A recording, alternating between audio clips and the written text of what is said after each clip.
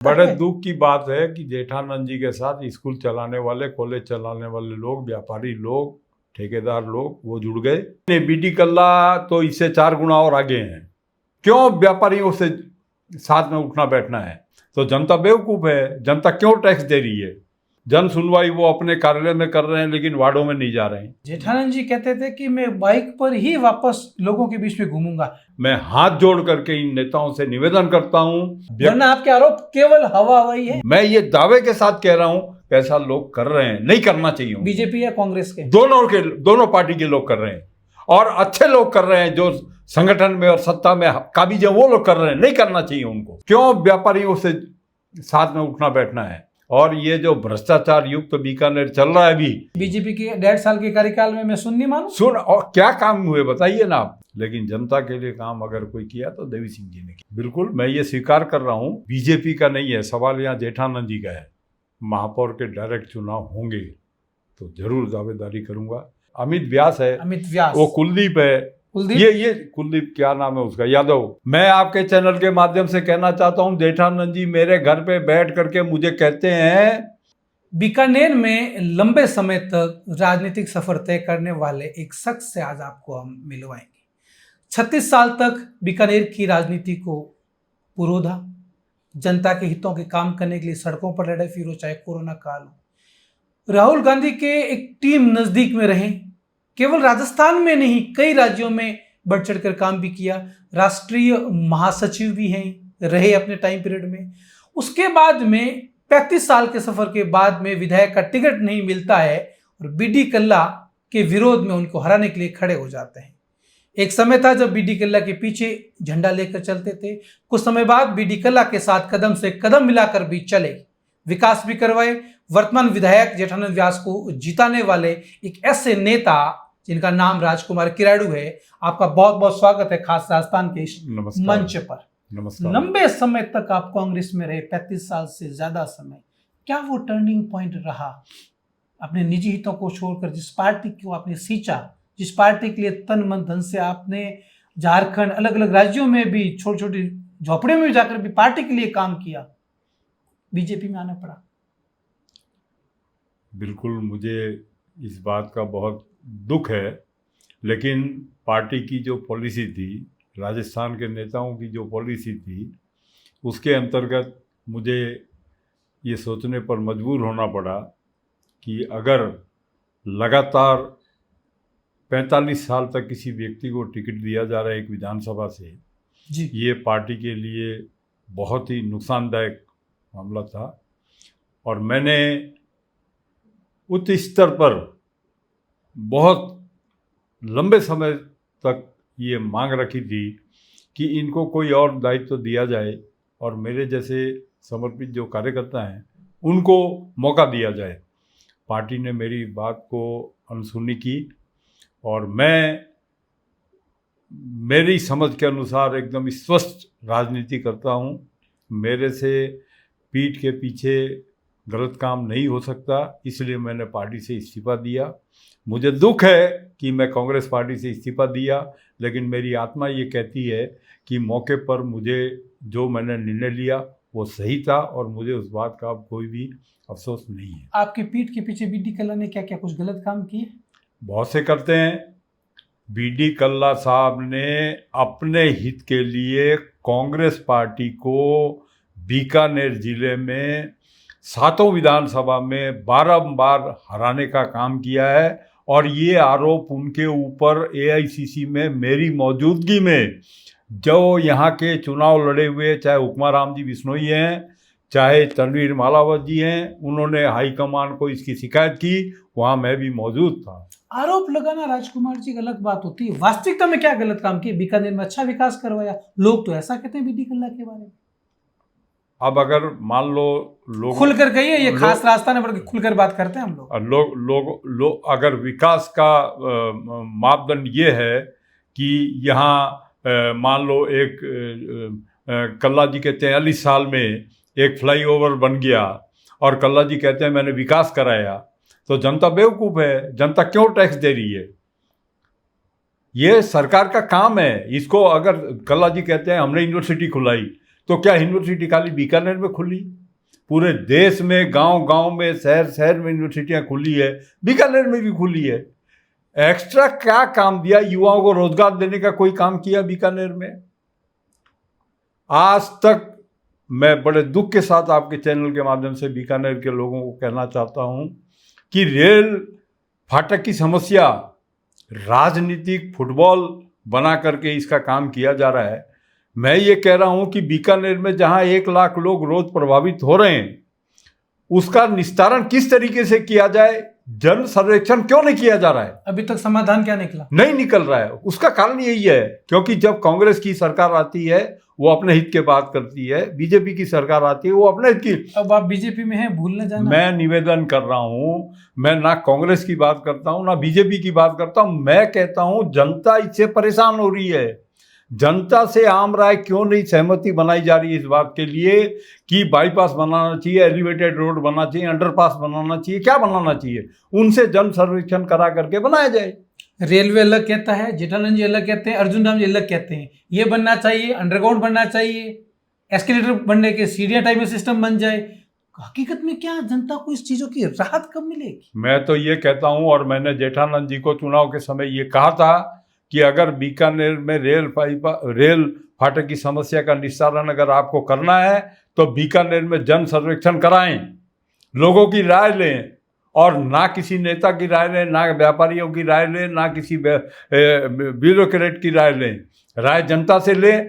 Technical जो issues हैं उसके ऊपर ब्यूरोक्रेट से गाइडलाइन ले करके और इसका निस्तारण करें। ये होना चाहिए। राय ली, निस्तारण निकाला? नहीं लिया। मुझे दुख इस बात का है कि निर्णय में जनता को शामिल क्यों नहीं किया जा रहा है। उपभोग जनता को करना है। विधायक कितनी बार निकलते हैं कोर्ट गेट से? जनता रोज 1 लाख लोग निकल रहे हैं, उनके हित की बात है। उनसे राय बगैर किए अगर लोकतंत्र में आप कुछ काम को करना चाहते हो तो ये गलत दिशा में जा रहे हैं। इसलिए आज इतने साल हो गए आज़ादी के बाद ये रेल फाटक की समस्या का समाधान नहीं हुआ।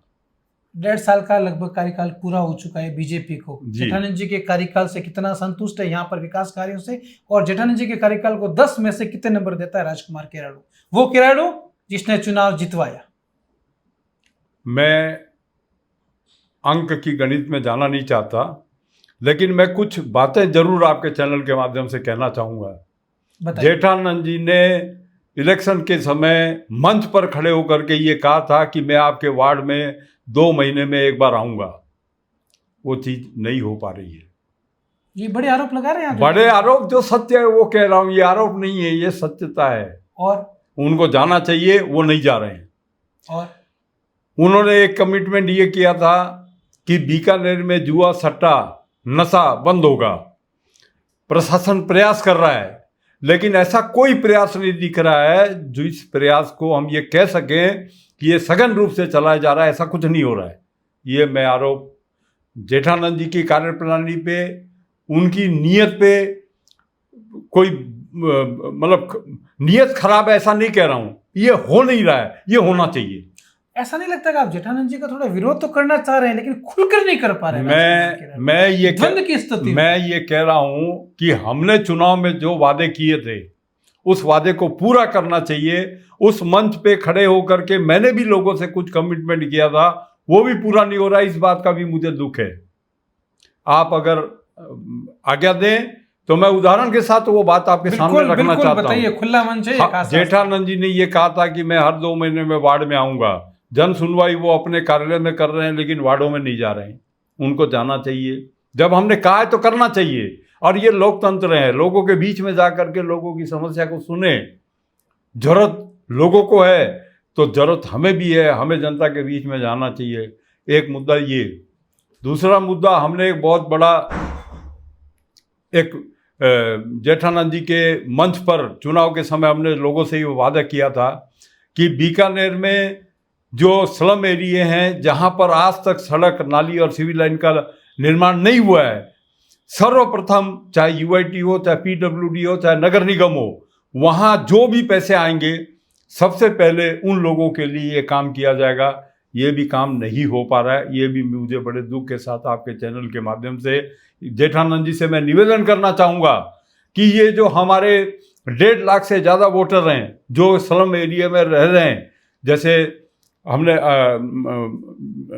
सर्वोदय बस्ती है, मुक्ता प्रसाद है, इधर बंगला नगर है, कर्मी सर है, सुजान दे सर है, श्री राम सर है, गंगा सर का कुछ एरिया है, बीना सर का कुछ एरिया है, ये कुछ स्लम एरिया हैं। यहाँ पर आज तक आज़ादी के बाद सड़क, नाली और सिविल लाइन का निर्माण नहीं हुआ। सड़क की बातें कर रहे हैं, मुख्य सड़कों के हालात बड़े बेकार हैं, अभी तक एक भी रोड ढंग से बनी है क्या? ईमानदारी से मैं ये निवेदन कर रहा हूँ। मैं अभी कल ही देख रहा था, जेठानंद जी की अनुशंसा पर 15 करोड़ रुपए की सड़क बनी है।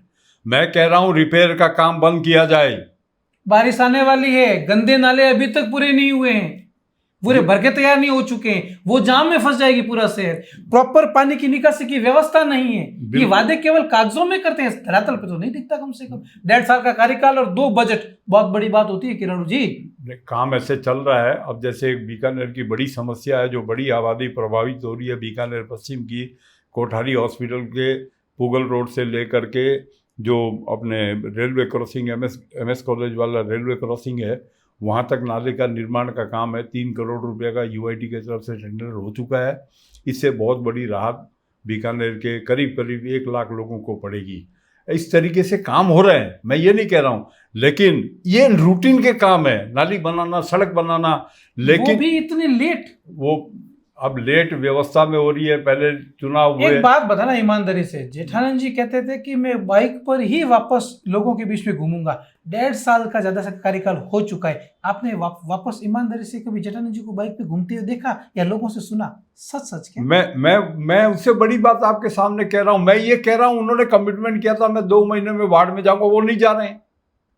घूमने की बात, आप गाड़ी से जाओ, आप मोटरसाइकिल से जाओ, आप पैदल जाओ, वो नहीं जा रहे हैं। नगर निकाय चुनाव में नुकसान होगा इसका? बिल्कुल होगा, बिल्कुल होगा। अगर आपने चुनाव में कोई कमिटमेंट किया है और बदलाव की राजनीति को स्वीकार करते हुए बीकानेर के लोगों ने आपको 20,000 मतों से जिताया है, आपने जो वादे किए उसको पूरा करना पड़ेगा। मैंने मंच पर खड़े होकर के बीकानेर पश्चिम में जितनी भी हमारी बहनें हैं, किसी भी डिपार्टमेंट में काम कर रही हैं, मैंने जेठानंद जी के मंच के माध्यम से लोगों से यह वादा किया था कि सबसे पहले सरकार अगर ट्रांसफ़र करेगी तो ये जो परित्यागता महिलाएं हैं, जो तलाकशुदा महिलाएं हैं, जो कंवारी लड़कियां हैं, जो वृद्ध महिलाएं हैं, जो विकलांग हैं, वो यहाँ से बाहर बैठी हुई हैं ट्रांसफ़र होकर के, उनको सबको हम बीकानेर लेकर के आएंगे। कितनों को लेकर? इस दिशा में भी काम नहीं हुआ, मैं ये स्वीकार करता हूँ। और मैं आपके चैनल के माध्यम से जेठानंद जी से निवेदन कर रहा हूँ कि ट्रांसफ़र को सुविधा के लिए लोगों के ना देख करके ज़्यादा से ज़्यादा ज़रूरतमंद लोगों को इसका लाभ मिले, इस पर काम करना चाहिए। ये कुछ जेठानंद जी की कमियां हैं, तो अच्छाई भी है कि कम से कम रोज जन सुनवाई कर रहे हैं, लोगों के लिए जा रहे हैं। आप कंफ्यूज नहीं है? नहीं, कांग्रेस से बीजेपी में आ गए, वापस बीजेपी से कहीं कांग्रेस में जाने की फिराक में तो नहीं है? ऐसा नहीं है। आप अकेले बैठते तो ये सोचते हैं क्या कि यार मैं क्यों कांग्रेस छोड़कर बीजेपी में आ गया? सीएम साहब आए, आप कहीं नहीं दिखे, प्रधानमंत्री जी आए, आप कहीं नहीं दिखे। आप अपने आप को आशय पर नहीं मानते? नहीं, आपके कार्यकर्ता तो ये बात करते हैं कि राजकुमारी किरण जो आजकल साइलेंट मोड पर है। मेरी तबीयत ठीक नहीं है, आपको पता है स्वास्थ्य कि मेरा स्वास्थ्य खराब है, मेरे किडनी में दिक्कत है, मेरे क्रेटिनिन बढ़ा हुआ है बॉडी में, मुझे रेस्ट की ज़रूरत है, तो मैं आराम कर रहा हूँ। ऐसा कुछ नहीं है और मुझे कोई अफसोस नहीं है। क्यों नहीं है? क्योंकि मैंने अपने पहली बार जीवन में अपने दिल से कोई निर्णय लिया और वो मेरा दिल ये कह रहा था कि ये बीडी कल्ला को यहाँ से चुनाव इतनी वोटों से हरा करके भेजना है कि ये कांग्रेस का जो वर्चस्व उनका है वो ख़त्म हो जाए कांग्रेस में और नए लोग राजनीति में आ गए हैं। ये मेरा धर्म है और मैंने वो कर दिया। आप कांग्रेस में लंबे समय तक रहे जी। हर सरकारों में ऐसा सुनने में आता है कि पोस्टिंग है, विशेषकर पुलिस की, एसएचओ लगाना हो, सब इंस्पेक्टर लगाना हो, एएसआई लगाना हो और कई भी डिपार्टमेंट, पैसे लेकर एक फिक्स दलाल सिस्टम होता है, वो लगवाएगा, वो करवाएगा। ये चीज कांग्रेस में देखी क्या आपने? क्योंकि आप बीडी कल्ला के बहुत निकटतम रहे, सत्यता बताना, जानकारी पूरी है आपके पास। देखिए, मैंने ये चीज़ कभी महसूस नहीं की कि लोकल स्तर पर मैं कल्ला जी का घोर विरोधी व्यक्ति हूँ।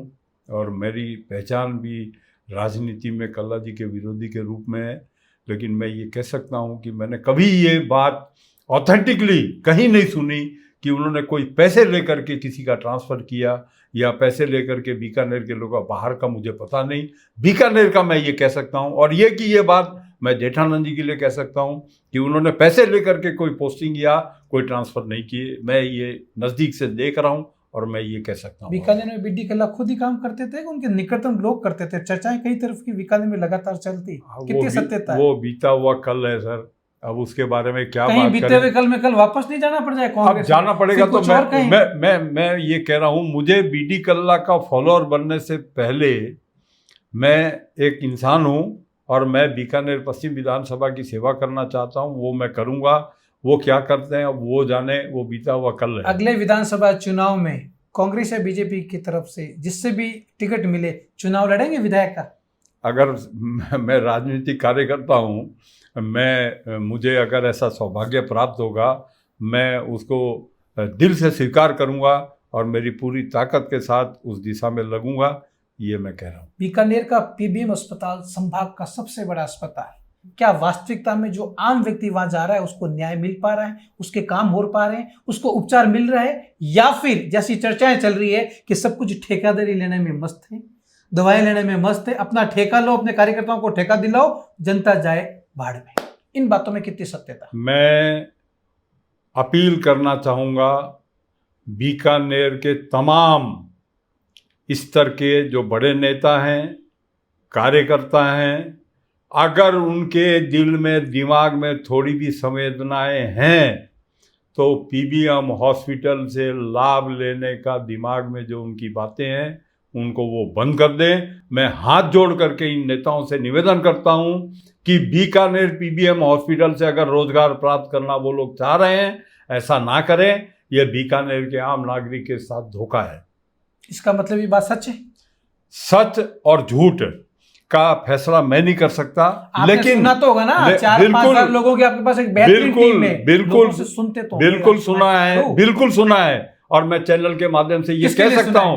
अगर आप किसी का भी नाम लेना चाहो, देखो सत्ता में विधायक जेठानंद जी है, यहाँ पर मंत्री के रूप में सुमित गोदारा भी है, सांसद के रूप में अर्जुन राम मेघवाल भी है, या फिर कांग्रेस के नेताओं की चल रही तो वो बता दीजिए, सत्ता पक्ष के वो बता दीजिए। ये तो चुने हुए प्रतिनिधि और अध्यक्ष हो सकते हैं, मंडल अध्यक्ष हो सकते हैं, कोई भी हो सकता है, कांग्रेस का मेंबर हो सकता है। मैं तमाम नेताओं के बारे में ये कहना चाहता हूं कि जो भी इस मानसिकता से पीबीएम हॉस्पिटल में जा रहे हैं उनको नहीं जाना चाहिए और ये काम उनको नहीं करना चाहिए।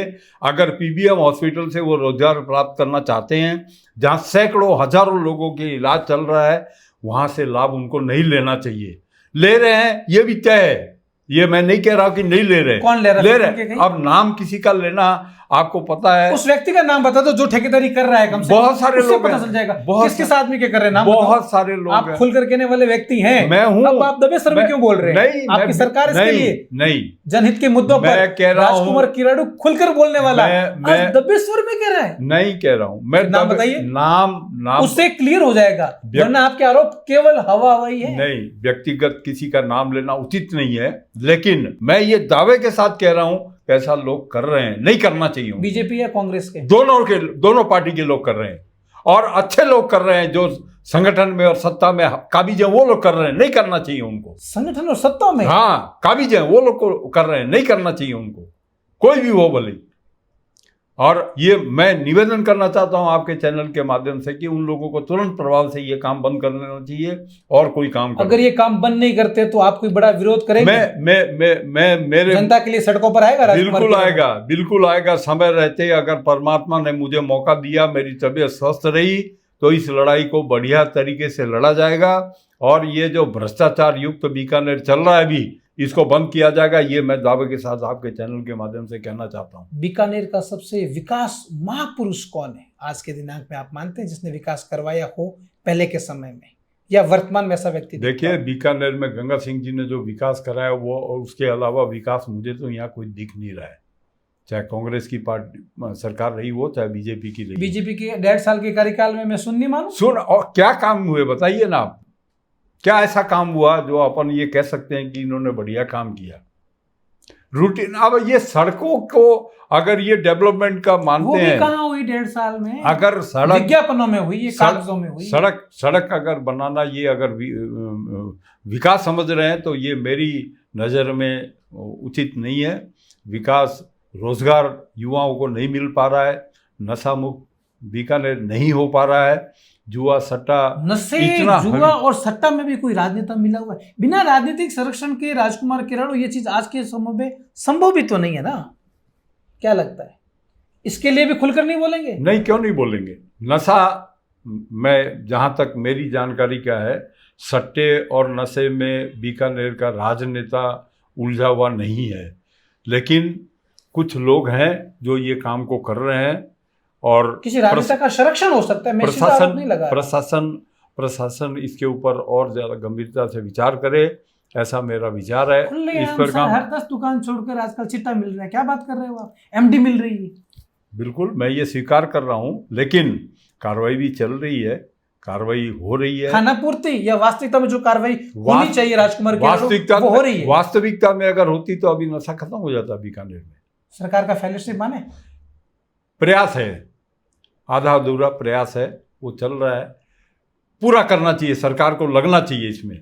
नगर निगम में आईएएस की नियुक्ति हो गई, बीडीए में आईएएस की नियुक्ति हो गई। उम्मीद लगी थी कि बीकानेर के आम जनता के काम आसानी से होंगे। क्या वास्तविकता में हो रहे हैं, या वो चप्पल घस घस के घर बैठे दलालों के काम हो रहे हैं?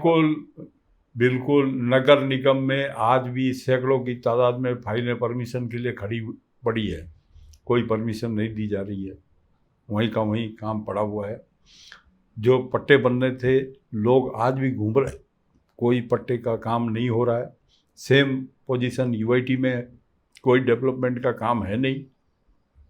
जो सिर्फ बड़े नेतागण, जो बड़े अधिकारीगण, वो आप देखो जा करके, ये पुगल रोड पर एक क्रॉस बनाने का काम है, गवर्नर आ रहे हैं, मुख्यमंत्री जी आ रहे हैं, करोड़ों रुपए का बजट लग रहा है, वहाँ 1 लाख रुपए खर्च होने, वो आज तक वो नाले का निर्माण नहीं हुआ, वो ऐसे का वैसे पड़ा है।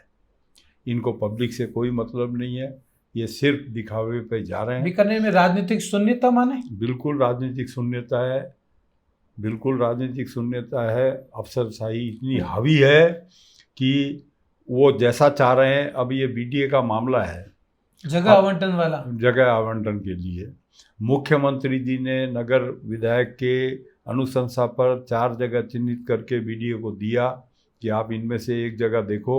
उसके 3 दिन बाद उन्होंने सेम वही जगह जो पहले प्रस्तावित थी वहाँ करके टेंडर और लगा दिया। ये मुख्यमंत्री जी की कार्यप्रणाली पर ही प्रश्न। मुख्यमंत्री जी 2 बार बीकानेर आए, क्या इस मुद्दे पे जेठानंद जी की आपकी बात हुई वापस? जेठानंद जी ने मुख्यमंत्री जी को कह दिया और मुख्यमंत्री जी ने उनको आश्वासन दिया है कि बीडीए का ऑफिस सिटी में ही कहीं ना जो अप्रोच है वहाँ बनेगा, ये उन्होंने आश्वासन दिया है। क्या ऐसा कोई बीकानेर में राजनेता हुआ है जिसने प्रशासन की नाक में नकेल कस के रखी, जनहित के मुद्दों पर उनके काम करवाए? एकमात्र नेता है देवी सिंह जी, उन्होंने ये किया।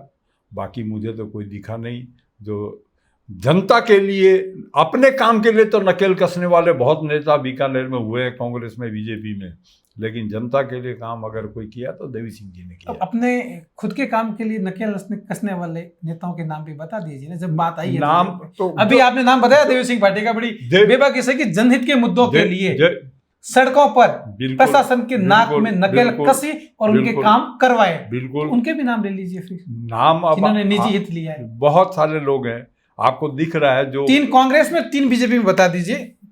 ऐसे नाम आप कंट्रोवर्सी क्रिएट होगी, नाम किसी का लेना ठीक नहीं है। जो राज किए हुए लोग हैं, जो विधायक रहे हुए लोग हैं, उन्होंने किया है, ये तय है। ऐसा कोई नहीं है कि नहीं किया, उन्होंने किया है, बिल्कुल किया है। आज खुलकर नहीं बोल रहा है, खुलकर, इससे ज्यादा खुलकर नहीं, दबी स्वर, मुस्कुराहट, दिमाग में कुछ और चीजें चल रही है। बिल्कुल नहीं। वर्तमान में अगर देखें तो आप बिल्कुल हाशिए पर खड़े हैं बीजेपी में। बीजेपी के किसी बड़े कार्यक्रम में भी आप नहीं जाते पिछले 1.5 साल में। स्वास्थ्य तो अभी खराब हुआ है। मेरा जेठानंद जी को जिताने के बाद आप बीजेपी मुख्यालय में कितनी बार गए, ईमानदारी से बताना? मैं 8-9 बार गया हूँ, और मेरे जीवन का एक स्वभाव रहा हुआ है कि मुझे अगर सही तरीके से निमंत्रण ना हो तो मैं नहीं जाता हूँ। तो आपको पार्टी वालों ने इग्नोर किया? मैं पार्टी कांग्रेस से बीजेपी में आए। देखिए, सवाल यहाँ बीजेपी का नहीं है, सवाल यहाँ जेठानंद जी का है। जेठानंद जी का क्यों? जेठानंद जी का इसलिए है क्योंकि हमने जेठानंद जी के चुनाव में जेठानंद जी के साथ काम करना शुरू किया, तो ये दायित्व तो जेठानंद जी का बनता है कि वो संगठन में हम लोगों को सही समय पर सही जगह बुलाएं और हमारा मान सम्मान रखें। वो उन्होंने नहीं रखा। ये बड़े आरोप लगा रहे हैं। बड़े नहीं, सत्यता है। जेठानंद से कोई नाराजगी है क्या? मेरी किसी से कोई नाराजगी नहीं है। मैं अगर आपको उस वक्त की बात बताऊं, जब मैंने कांग्रेस छोड़ करके बीजेपी ज्वाइन की थी, तो मुझे किसी ने नहीं कहा था कि आप बीजेपी आकर के ज्वाइन करो। और जेठानंद जी ने जब मुझे फ़ोन किया तो मैंने उनको मना कर दिया कि आपको मेरे पास आने की ज़रूरत नहीं है, मेरी गरज है, मैं आपकी मदद करूँगा। और मैंने खुल के मदद की है। और मैं आपको अंदर की बात बताता हूँ कि जिस दिन मैंने भारतीय जनता पार्टी ज्वाइन की उनके संभाग कार्यालय में, उस दिन विजय आचार्य जी, चूँकि वो जिला अध्यक्ष थे, जेठानंद जी, मैं और अर्जुन राम जी, 4 लोग बैठे थे। और मुझे अर्जुन राम जी ने और जेठानंद जी ने ये पूछा था कि राजकुमार जी आप क्या चाहते हो। मैंने उस वक्त उनको कहा था, उनको पूछ लेना, ये यही बैठे हैं। मैंने उनको ये कहा, मैंने कहा भाई साहब, मैं आपसे 2 काउंटिंग के बाद अगर जेठानंद जी 20,000 से ज़्यादा जीतेंगे तो आपके पास आऊँगा बात करने, नहीं तो नहीं आऊँगा, मुझे कुछ नहीं चाहिए। फिर क्या बात करने गए वापस? कुछ नहीं किया। क्यों नहीं किया? मेरा मन नहीं माना। मैंने परमात्मा ने, मैं कुछ हूँ या नहीं हूँ, लेकिन मेरे को परमात्मा ने अपर हैंड रखा है जीवन में, हमेशा देने वाला रखा है। मैं किसी के सामने हाथ फैलाने वाला व्यक्ति नहीं हूँ। मैं कुछ नेताओं के नाम बोलूंगा, उन नेताओं का नाम आती है, आपके जहन में क्या चीज आती है? अर्जुन राम मेघवाल अच्छे नेता हैं, सबको साथ लेके चल रहे हैं, काम कर रहे हैं। बीकानेर का विकास पुरुष है। विकास पुरुष अपने स्तर पर वो जो करना चाहिए काम कर रहे हैं। वो उनका इन्वॉल्वमेंट सेंट्रल गवर्नमेंट से, जितना सेंट्रल गवर्नमेंट से होना चाहिए उतना काम वो कर रहे हैं। इतनी बार सांसद रहे, रेलवे फाटकों का निर्माण का समाधान नहीं हो पाया, जबकि बीजेपी की सरकार, डबल इंजन की सरकार भी वसुंधरा कार्यकाल रह चुका है। मैं वही कह रहा हूँ, इसके लिए बीकानेर के जो लोकल नेतागण हैं, अभी आपने जैसे कहा कि अर्जुन राम जी अलग कह रहे हैं, जेठानंद जी अलग कह रहे हैं, और ब्यूरोक्रेट अलग कह रहे हैं, जनता अलग कह रही है। मैं ये कह रहा हूँ कि कोई भी निर्णय बीकानेर में हो, ऐसा निर्णय जो आम लोगों को प्रभावित करता हो, उसमें आम लोगों की राय लेकर के काम करना चाहिए। तो अर्जुन राम जी को भी इसमें फ़ायदा होगा, जेठानंद जी को भी फ़ायदा होगा, प्रशासन को तो इसका फ़ायदा मिलेगा ही। अगला नाम अशोक गहलोत। क्या सोचते हैं उनके बारे में? नाम आते, क्या आता है जहन में? मेरा जहन में नाम अशोक गहलोत जी का अगर आप ले रहे हो तो मेरे जहन में एक ही नाम आता है कि उस आदमी ने कांग्रेस पार्टी को सत्यानाश कर दिया, और बीकानेर नहीं पूरे राजस्थान में कांग्रेस पार्टी को ख़त्म करने वाला नेता अगर कोई है, जो नई पौध को बर्बाद करने वाला व्यक्ति है, तो अशोक गहलोत है। सुमित गोदारा जी से इतना मेरा वास्ता नहीं है, लेकिन अभी जो सुन रहे हैं वो काम बढ़िया कर रहे हैं, इतना मेरा वास्ता उनसे नहीं है। एक बात कहनी पड़े कि जनसुनवाई बड़ी अच्छी करते हैं, लोगों से मिलना, चाहे बीजेपी कार्यालय में भी और भी मिलना हो, जनसुनवाई 10-10, 12-12, 15-15 घंटा तक काम तो कर रहे हैं। मैं वही निवेदन कर रहा हूँ, मेरा व्यक्तिगत काम उनसे कभी पड़ा नहीं, लेकिन जो सुन रहे हैं, अखबारों के माध्यम से देख रहे हैं, जनता की जो आवाज़ है, सुमित गोदारा जी संतोषजनक काम कर रहे हैं। देवी सिंह जी का तो वर्चस्व है, वो तो अपने तरीके से, अंशुमान सिंह जी जो मेंटेन करके चल रहे हैं, वो बढ़िया काम कर रहे हैं। सर एक बात बताइए, अभी सुमित गोदारा एक जन सुनवाई कर रहे थे बीजेपी कार्यालय के अंदर जी। बीजेपी की विधायक सिद्धि कुमारी भाई साहब, वो आकर एक समस्या बताते हैं, उन पर चर्चा चलती है। एक विधायक को एक मंत्री की जन सुनवाई में जाकर मुद्दा बताना पड़ रहा है, अधिकारी से बात करनी पड़ रही है, आम जनता का हालात क्या है? मैं ये निवेदन करूं, दुख है उस बात का या गर्व है? मुझे गर्व इस बात का है कि मंत्री महोदय पार्टी कार्यालय में बैठे थे और विधायक भी वहां जाकर के बात कर रही है। ये कार्यकर्ताओं के लिए बहुत बड़ा मैसेज है। क्या मैं यही चाहता हूं कि संगठन सर्वोपरि है, संगठन में वहां ना तो कोई एमएलए है ना कोई मंत्री है, चूंकि एक ये हायरार्की है कि वो मंत्री हैं तो वो जन सुनवाई कर रहे हैं, और ये अच्छी बात है कि वो पार्टी कार्यालय में बैठ करके जन सुनवाई कर रहे हैं और विधायक जी जा करके वहाँ अपनी बात रख रहे हैं। ये तो हमारे लिए, पार्टी के कार्यकर्ताओं के लिए गर्व की बात है मेरे नज़र में। ओके, राहुल गांधी के एक निकटतम व्यक्ति आपके घर पे आते, आपके साथ खाना खा के जाते हैं, टिकट बीडी कल्ला को मिलने के बाद की ये बात है, आपको मनाया भी जाता है। वो व्यक्ति कौन था, क्या वो वाकया था, वो मैं जरूर सुनना चाहूंगा, क्योंकि बहुत ऊपर से वो मैसेज था जो राहुल गांधी को डायरेक्ट टच करते हैं मैसेज के रूप में। बताना चाहेंगे? आज तक कहीं नहीं बताया शायद आपने। नहीं, वो बताने लायक बात भी नहीं है, चूंकि अब कांग्रेस से मेरा कोई वास्ता नहीं है और आप सवाल पूछ रहे हैं तो मैं ज़रूर बताना चाहूँगा कि उस वक्त ऑल इंडिया कांग्रेस कमेटी के सेक्रेटरी थे, प्रियंका गांधी के साथ यूपी में अटैच थे, सचिन नायक जी को भेजा था उन्होंने, और वो मेरे घर पे आए थे और घर पे आकर के उन्होंने मुझे कहा था कि आपको राहुल जी से मीटिंग करा देते हैं। तो मैंने उनको यही निवेदन किया कि आप बैठिए, घर पे आपसे के साथ मैंने लंबे समय तक काम किया है, आप बैठिए, मैं एक ही शर्त पे मेरी बात आपसे करूँगा कि मुझे टिकट दिया जाए या मुझे ये बताया जाए कि मेरे में क्या कमी है, तो मैं वो कमी को दूर करूँगा, फिर 5 साल बाद आपके पास आऊँगा। तो वो संतोषजनक जवाब दे नहीं पाए और मैंने उनको बहुत ही आदर स्वरूप उनको मना किया कि उन्होंने कहा कि आप ऐसा कुछ मत करो, पार्टी को मत छोड़ो, आप एक बार साइलेंट हो जाओ, आप कहीं बाहर चले जाओ काम करने के लिए। मैंने कहा ये मेरे से नहीं होगा, मैं जो करूँगा ओपन करूँगा और इसलिए चाहे मुझे कोई भी नुकसान हो मैं भुगतने के लिए तैयार हूँ।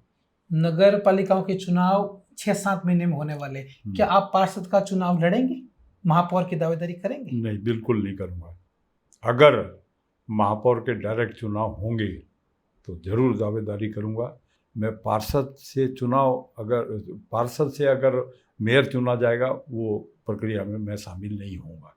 डायरेक्ट अगर मेयर के चुनाव होंगे मैं टिकट मांगूंगा।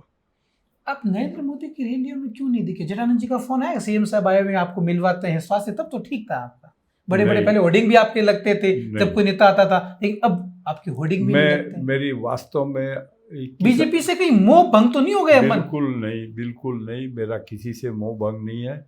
21 अक्टूबर को मेरी तबीयत खराब हुई, उसके पहले मैं एयरपोर्ट भी गया हूँ जेठानंद जी के साथ, पार्टी कार्यालय में गया हूँ, सीएम हाउस से 3 बार सीएम साहब से मिल करके आए हैं, प्रदेश अध्यक्ष जी से मिले हैं, सब कुछ किया है। लेकिन मेरा स्वास्थ्य अक्टूबर के महीने में ख़राब हो गया, उसके बाद से मैं जयपुर भी आज तक नहीं गया। जेठानंद जी आपकी राय बहुत लेते थे चुनावों से पहले, तो चुनावों के बाद आपकी कोई लगातार राय ली, कांटेक्ट है, बात होता है, और उन राय के ऊपर कोई समस्या का समाधान किया? बिल्कुल कुछ नहीं किया।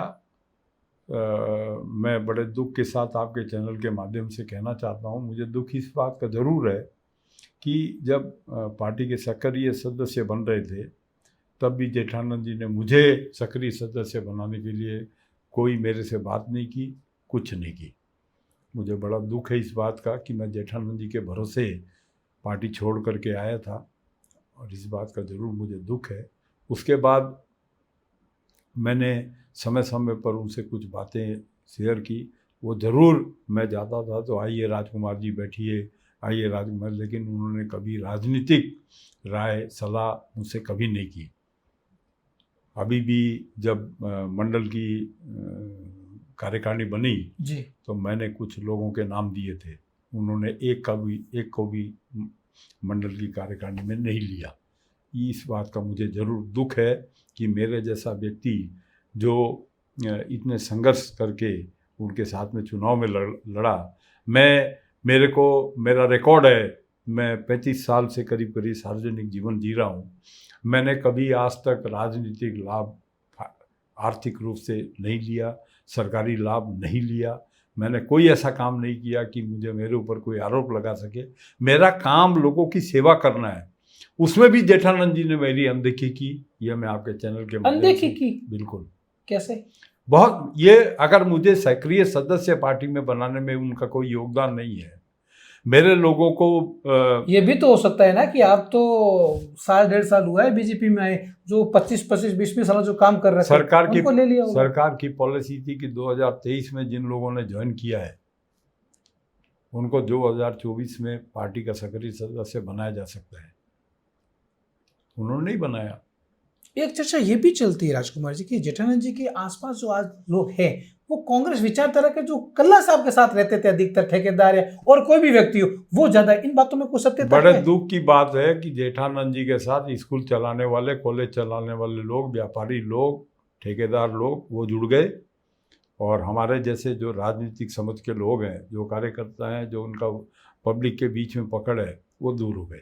कौन है स्कूल चलाने वाले? बहुत सारे लोग हैं, नाम बता दीजिए। बहुत सारे लोग हैं। अब भी डर लग रहा आप है नहीं, जेठानंद डर जी नाराज हो जाएंगे, मैं पार्टी कोई एक्शन नहीं ले। मैंने तो आप कहूँ तो आपको रिकॉर्डिंग भेज दूंगा, मंच पर जेठानंद जी बैठे थे, हाँ। और मैंने ये कहा था कि स्कूल चलाने वाले, कॉलेज चलाने वाले जो लोग हैं, मैं उनमें नहीं हूँ। मुझे लोगों क्या में बोले जेठानंद जी विधायक महोदय? क्या बोलेंगे, सुना उन्होंने, क्या बोलेंगे? मुझे पब्लिक जानती है, बीकानेर के 2.5 लाख लोग मुझे जानते हैं कि मेरी कार्यप्रणाली क्या है, मैं क्या करता हूँ राजनीति में, मुझे सब जानते हैं। मुझे किसी को कहने की मेरी भावना। अब तो नाम बता ही दीजिए आप, उससे क्या होगा? जनहित का मुद्दा होगा, जनहित में पता चलेगा जनता को कि ये जो आरोप लग रहे हैं वो सत्यता है। अब मेरी बात सुनिए, या केवल आप सुनी सुनाई कह रहे हैं? सुनी सुनाई नहीं, दिख रहा है ना। कौन है? तो बहुत सारे लोग हैं। दो के नाम बता दीजिए। अब दो के नाम, दो टॉप के नाम बता दीजिए। टॉप के नाम बता दूं? मैं एक ही नाम बता रहा हूँ आपको। नाम बताओ। ये बेसिक कॉलेज वाला अमित है, ये बेसिक कॉलेज वाला अमित पूरा नाम वो है, अमित व्यास है, अमित व्यास। वो कुलदीप है, ये कुलदीप, क्या नाम है उसका, यादव। ओके, मेरा ये नाम दो कुलदीप है। ये दो लोग तो, ये कहीं आरोप नहीं लगा, ये दो लोग तो रात दिन उनके साथ रहते हैं। और स्कूल कॉलेज वाले यही हैं, और भी बहुत सारे लोग हैं। में बहुत सारे लोग हैं। पीबीएम में कौन है? अब है ऐसे, इतना मुझे ध्यान नहीं है। ये स्कूल कॉलेज वाले ध्यान में है क्योंकि दिन भर यही दिखते हैं उनके साथ, तो ये नाम मैंने आपको बता दिए। ये तय माने कि आप बीजेपी छोड़कर कांग्रेस में तो नहीं जाएंगे अभी? नहीं, मैं क्यों छोड़ूंगा बीजेपी? हाशिए पे हो आप तो? नहीं, मैं हाशिए पे नहीं हूं। मैं सोच समझ के मेरा निर्णय किया। जिस विधायक को जिताया आपने, कोई बात नहीं, वो भुगत लेंगे, वो भुगत लेंगे। समय आएगा, जनता बीकानेर का हिसाब मांगेगी। वो तो कह रहे हैं कि मैं हिसाब दे रहा हूं। बीकानेर की जनता हिसाब मांग लेगी कि राजकुमार किरालू ने निस्वार्थ भाव से आपके साथ आपके चुनाव में काम किया, सब कुछ छोड़ करके। आपने उसको क्या दिया? मैं आपके चैनल के माध्यम से कहना चाहता हूं, जेठानंद जी मेरे घर पे बैठ करके मुझे कहते हैं कि मैं आपको जिले की कार्यकारिणी में भारतीय जनता पार्टी के शामिल कर रहा हूं। इतने बड़े वादे किए। मैंने कहा सदस्य नहीं बनाया। मैंने कहा मुझे बीकानेर जिले की कार्यकारिणी में नहीं जाना है। मैं राष्ट्रीय स्तर पर काम किया हुआ व्यक्ति हूं, और एक दिन नहीं, मैंने 12 साल तक महासचिव के रूप में काम किया है। मैंने झारखंड, उड़ीसा, छत्तीसगढ़, महाराष्ट्र, मध्य प्रदेश, इन राज्यों में काम किया है। मैं जिले की कार्यकारिणी में नहीं जाऊंगा। इस बात का दुख है 1% भी? बिल्कुल है, दुख है, में काम किया, बिल्कुल दुख है मुझे। और बीडी कल्ला को अगर आपने जिता लिया होता तो शायद वो दिन नहीं होता। नहीं, बीडी कल्ला तो इससे 4 गुना और आगे हैं। बीडी कल्ला को तो मेरी याददाश्त को पीछे अगर ले जाऊं जी, तो हमने तो जेठानंद जी को पहली मीटिंग में ये कहा था। हाँ। कि जेठानंद जी एक बात ध्यान रखना, 43 साल की सल्तनत को उखाड़ने वाले ये 500 लोग यहाँ बैठे हैं। आपको तो 5 साल समय मिलेगा, आपको तो उखाड़ करके हम ऐसे फेंक देंगे। अगर आपने फेंक देंगे? हाँ, फेंक देंगे। अगर कार्यकर्ताओं की बात को आपने नहीं सुना तो इसका भुगतान आपको करना पड़ेगा। तो अभी 1.5 साल में सुना है 500 कार्यकर्ता नहीं सुन रहे? मैं कह रहा हूं उखाड़ के फेंकेंगे। मैं कह रहा हूं समय बताएगा। अब सुधरने का उनको मौका दिया जाएगा। जेठानंद जी को उनको कहा जाएगा कि आप ऐसे नहीं, ऐसे करो। उसके बाद भी अगर वो अपने मन की करेंगे, कार्यकर्ताओं को नहीं पूछेंगे, जेठानंद जी को ये समीक्षा करनी पड़ेगी कि जिस दिन चुनाव हुए थे उस दिन कितने लोग आपके साथ थे और उनमें से कितने लोग आज आप पीछे छोड़ के चले गए। ये आपको देखना पड़ेगा। एक ही हमेशा कारण होता है, कोई भी व्यक्ति जब जीतता है ना, तो उसके बाद उनके इर्द गिर्द वो लोग हो जाते हैं। चाहे वो सीएम हो तो उनके इर्द गिर्द वो फिक्स लोग हो जाएंगे जो पिछली सरकार को चलाने वाले लोग होते हैं। तो यहाँ भी वही हालात है। केवल ये जेठानंद जी के ही हालात बता रहे हो या सभी नेताओं के बीकानेर में यही हालात है? बीकानेर में नहीं, पूरे राजस्थान में नहीं, पूरी इंडिया में यही नेताओं के हालात हैं कि जो लोग स्वार्थी लोग हैं, जो व्यापारी लोग हैं, जो चापलूस लोग हैं, वो आगे आ जाते हैं, कार्यकर्ता पीछे रह जाता है। जेठानंद जी व्यापारियों से फायदा ले रहे हैं फिर? फायदा ले रहे हैं या दे रहे हैं, ये तो पूरा बीकानेर देख रहा है। आप क्या क्या देख रहे हैं? क्या कारण है, क्यों व्यापारियों से साथ में उठना बैठना है, क्यों, और कार्यकर्ताओं को क्यों मारना है? ये जो बड़े आरोप लगाए वो आपने होशो हवास में लगाए, किसी के दबाव में तो नहीं लगाए? मेरे को किसका दबाव है? मैंने मेरे जीवन में किसी के दबाव में राजनीति की नहीं। मैंने खुली राजनीति की है और झूठी राजनीति भी नहीं की है। जो काम जेठानंद जी ने किया है उसके लिए जेठानंद जी को धन्यवाद। जो जेठानंद जी ने काम नहीं किया है उसके लिए ओलवा जेठानंद जी को है। ये भी देने की कैपेसिटी मेरी है और मैं कर सकता हूँ। इसकी बात आपने अर्जुन राम जी को कभी शिकायत नहीं की कि सांसद है, यहाँ के मेरे भारत को- सरकार में मंत्री है, कि यहाँ के लोगों के काम नहीं हो रहे? मैं ये सवाल इसलिए पूछ रहा हूँ कि सांसद महोदय बीकानेर पूर्व और पश्चिम की बदौलत ही जीते हैं, बिल्कुल उसके कारण ये सवाल पूछ रहा हूँ मैं। बिल्कुल। मैं आपको वही निवेदन कर रहा हूँ कि अप्रैल मई में इलेक्शन की रिजल्ट आए दोबारा से, उसके बाद कुछ महीनों के बाद मेरी तबीयत खराब हो गई। मैं बिल्कुल सक्रिय राजनीति से अभी दूर हूँ, 8 महीने हो गए करीब करीब। कब आ रहे हैं वापस एक्टिव मोड में? आप जैसे ही स्वास्थ्य लाभ लूँगा। क्या कहा डॉक्टर ने, कब तक? डॉक्टर का ये कहना है कि अभी रिकवरी में टाइम लगेगा। तो मैंने करीब 1 महीने पहले डॉक्टर की सलाह के अनुसार 6 महीने के लिए रेस्ट के लिए प्रयास किया कि मैं कर लूँ तो रिकवरी हो जाएगी। अभी आप देख रहे हो कि मैं इतना बोल तो पा रहा हूँ। आज से 1 महीने पहले मेरी आवाज़ नहीं निकल रही थी। तो डरना किसी से नहीं है और मैं एक बीकानेर का जिम्मेदार कार्यकर्ता हूँ, नागरिक हूँ, और मेरा धर्म बनता है कि अगर किसी चुने हुए जनप्रतिनिधि में कोई कमी है तो चूँकि मेरे को कोई उनसे लाभ नहीं लेना है तो मैं खुल करके उनका अगर समर्थन करूं या उनके विरोध में जाऊं तो ये मेरा फर्ज है, ये करना चाहिए मुझे। तो साथियों, आपने देखा ये थे बीकानेर का एक जनसेवक जो सड़कों पर लड़ा। इनके लिए लोग कहते हैं कि कोरोना काल में कुछ हटकर अगर बीकानेर में टॉप 5 लोगों ने काम किया तो उसमें पहला नाम राजकुमार किराड़ू का आता है। जब परिवार वाले भी तब साथ नहीं देते, कोरोना काल के अंदर जनहित के मुद्दों पर लगातार सड़कों पर आंदोलन किए, चाहे खुद की सरकार हो, उस वक्त भी जनहित के लिए जनता के साथ में उनकी समस्या का समाधान करना, फिर वो काम चाहे नगर निगम का हो या फिर यूआईटी जो वर्तमान में बीडीए बन चुकी हो। ज्यादातर सवाल बीकानेर पश्चिम को लेकर इसलिए हुए क्योंकि लगातार बीकानेर पश्चिम के एक बड़े नेता, और जब विधानसभा चुनाव थे उस वक्त भी जो राजस्थान पत्रिका, दैनिक भास्कर, बड़े बड़े अखबार है जिसमें जो सर्वे आ रहे थे, हमारे सर्वे में भी उस वक्त टॉप 3 के अंदर टॉप 1 और टॉप 2 पे नाम लगातार राजकुमार किराड़ू का चल रहा था। इन दिनों वो हाशिए पर है, कुछ नाराजगी भी है, लेकिन कुछ कारण स्वास्थ्य कारण भी। अब देखते हैं कि जेठानंद जी पे जो आरोप लगाए हैं और जिन जिन नेताओं को लेकर जो कमेंट किए उनके भी हम बहुत जल्द इंटरव्यू करेंगे और आप देखेंगे कि इन मुद्दों को लेकर जनता के बीच में जाएंगे, क्योंकि पंचायत राज चुनाव, नगर पालिकाओं के चुनाव अब ज्यादा दूर नहीं है। जनता इन सबको लेकर क्या कुछ सोचती है, आप अपने कमेंट अवश्य करें। नमस्कार, मैं कुलदीप चारण खास राजस्थान में एक बार आपका फिर स्वागत करता हूं। कमेंट और शेयर जरूर करें। नमस्कार। नमस्कार।